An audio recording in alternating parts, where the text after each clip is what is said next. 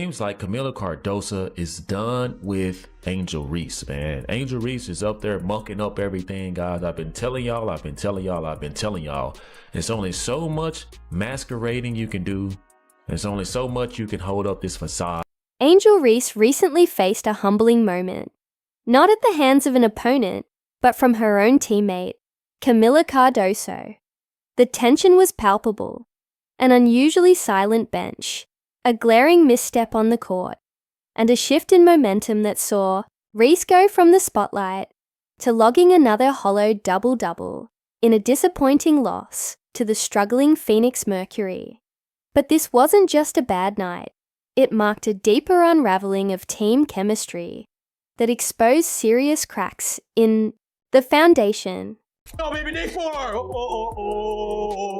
Oh. Here it is! Here we go! Yeah!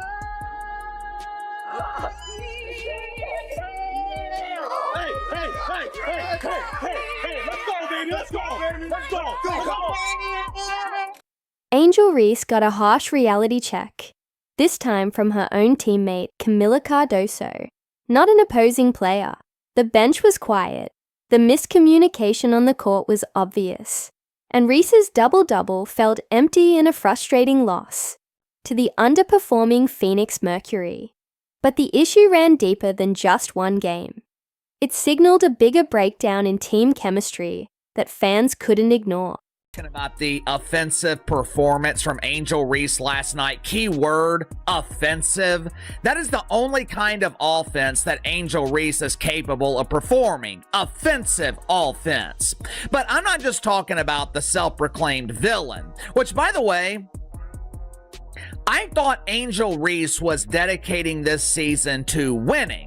I thought she was focused on carrying the Chicago Bravado to the promised land of golden toilets and bathrooms with running water. Kamilla Cardoso and Angel Reese found themselves in the spotlight during Chicago's 4th consecutive loss, but not for the reasons Sky fans expected. The tension between the two wasn't just speculation anymore. It came to a head during the May 27th game against the Mercury, when Cardoso's actions on the court exposed cracks in the polished image Reese had been projecting. Kamilla Cardoso, oh no. Free Kamilla Cardoso. She is fed up with the Chicago Sky experiment. Tyler Marsh, once again, salute to you. You are doing the rest of the league a favor. This point forward experiment, this Ariel Atkins trade, this has done nothing but backfire on you, backfire on the team, and backfire on the fans. Cardoso was fully engaged, dictating the flow of play, owning the paint, and crashing the boards with intensity. In contrast, Reese appeared disengaged, her movements out of rhythm and disconnected from the team's flow. The lack of teamwork wasn't subtle. It was glaring, and the overall chemistry felt undeniably tense. Angel Reese, part 35! Let's get it! Another day, another loss. Bang! Starting to feel bad, man. They may never win again. About to get the combo meal. You get the travel, you get the me-bound, and a turnover. All for the price of one, baby! Why is she top 3 in the league in turnovers? Oh, because of plays like that, huh? Burn! Free throws in this economy? Nah, that's gonna cost you. Cardoso took an inbound pass near the top of the arc, and Reese motioned for the ball, clearly seeking to initiate a play. Under normal circumstances, it would have triggered a standard pick and roll. But this time, Cardoso hesitated, locking eyes with Reese, pausing briefly, then turning to pass to a different teammate. It wasn't just a missed opportunity. It was a clear signal that Cardoso no longer trusted Reese in a game where every possession mattered. The message behind that moment spoke volumes. The person who should be throwing temper tantrums on the Chicago Sky, that person should be this woman right here. That person should be Kamilla Cardoso. Look at the frustration oozing out of Kamilla Cardoso. She gets a switch, Natasha Cloud, she's posting her up. We can't get an entry pass to Kamilla Cardoso. After a failed pick and roll, where Reese failed to set a solid screen, Cardoso responded with a visible eye roll before quickly shifting back to defense. During a later timeout, Reese attempted to join the team huddle, but Cardoso turned away, cutting off the interaction without a word. These weren't minor gestures. They were intentional moves from a player who had clearly decided she could no longer count on her supposed co-star. And with cameras catching it all, the message couldn't have been clearer. She cannot play. I'm sorry, bro. She's not good. She's not good. She looked like she don't have the hunger. She don't have the want to. She don't have the drive. She don't have that dog in her. Bro, I watched Aaliyah Boston dog walk her ass up and down the floor and she wanted no parts of it. I watch her tap out on a nightly basis. She don't want it, bro. She don't want it. Let's be serious. Y'all drafted a bust. Y'all drafted a bust. This wasn't about stirring up drama for the sake of it when Cardoso chose not to involve Reese. It was a calculated decision rooted in what she believed was best for the team.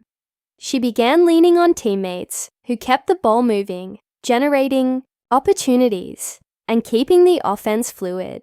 Every move Cardoso made was intentional. She's not just a dominant physical presence, but also one of the smartest players on the roster.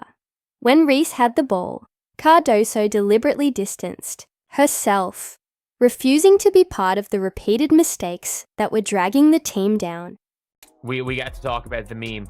The meme. I'm not even going to call them a basketball team right now. I'm going to call them a meme that is Chicago Sky, because it's actually getting ridiculous. It's getting absolutely ridiculous. Fans noticed the shift immediately. As the game progressed, support for Cardoso grew, while criticism of Reese intensified. Teammates and viewers alike pointed out that the offense consistently stalled when Reese was on the floor. Ball movement slowed, energy dipped, and possessions often ended in missed shots or turnovers. Social media lit up with reactions, praising Cardoso's influence on the team's morale and overall performance. The evolving dynamic between Cardoso and Reese quickly became the main storyline of the night, eclipsing nearly everything else that happened on the court. If I'm Kamilla Cardoso, I am upset with how this offense is looking. If I'm Kamilla Cardoso, I'm upset that I still can't manage to get an entry pass. If I'm Kamilla Cardoso, I'm upset that I still need to deal with this type of amateurism in the WNBA. It became clear by the end of the game that this was more than just a bad showing or a brief slump.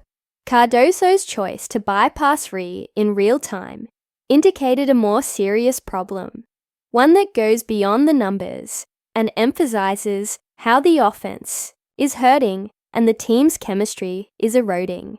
As a result, the crucial question at hand is how much harm one player's strategy can do to the system as a whole. Did you know 46% of her offensive rebounds come for her own misses so far this season? 46% rebound rate. You're welcome. New stat. Bang! Don't let that last shot fool you. Even a broke clock is right twice a day. Come on, move. Get out of the way. Just give me the play. Come on, give it. Move it. Get out of the way. Bang! Butter pecan! Bang! If you've never seen her dunk before, just wait, because you're not going to see it here either. Bang! Fine, I'll admit it. We are watching because of you too. I mean, come on, man! Bang! Try shooting at the rim without looking first. How about it? Bang! Despite Cardoso's best efforts, Reese's tendency to halt ball movement is now actively hurting Chicago's offense. The Sky's offensive rhythm has unraveled, and it's not just a rough patch. It's a direct consequence of Reese's playing, a style. Rather than elevating the team, her approach is causing the offense to stall. Every time Reese calls for the ball and disrupts the flow, what should be a cohesive, dynamic unit turns stagnant. Ball movement grinds to a halt, spacing disappears, and the entire offensive system comes to a standstill. Turning your back to your team, walking away from the active plays going on, walking away from the actual basketball action, yeah, Kamilla Cardoso is not a happy camper over there in Chicago, and I don't blame her. Again, this is another year of the same nonsense. Defenders gave Reese plenty of space, forcing her to take confident shots. And she tried the same spin move twice in the third quarter against the Sparks, both times missing layups. Cardoso had to leave the paint to guard against forced passes or turnovers. The pick and roll, which should be a cornerstone of Chicago's offense, was abandoned because Reese either couldn't or wouldn't pass the ball effectively. Cardoso hesitated to set screens, then backed off, fully aware that the ball wasn't coming, or worse, that the play would end with a poor shot and no chance for a rebound.